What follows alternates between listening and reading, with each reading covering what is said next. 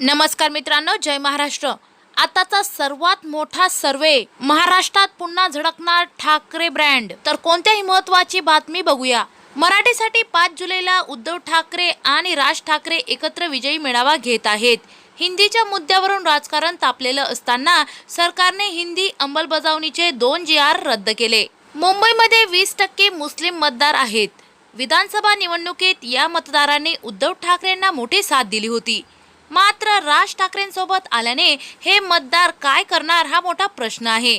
दरम्यान 2017 मध्ये मुस्लिम मतदानासोबत नव्हता, तेव्हा स्वातंत्र्य लढूनही एकसंध शिवसेनेला 28.5% मतं होती आणि मनसेला 7.7% मते होती। त्यामुळे ठाकरे बंधू एकत्र आल्याने तब्बल 36% मतं होतील। तसेच भाजपाला रोखण्यासाठी मुस्लिम मतं देखील उद्धव ठाकरेंसोबत जाण्याची दाट शक्यता वर्तवली जात आहे। खरी शिवसेना आपल्याकडे असल्याचा दावा करणाऱ्या एकनाथ शिंदेंनी हिंदीच्या मुद्द्याच्या विरोधात भूमिका घेतली नाही। त्यांचेच शालेय शिक्षण मंत्री दादा भुसे यांनी हा निर्णय कसा योग्य होता हे सांगत होते।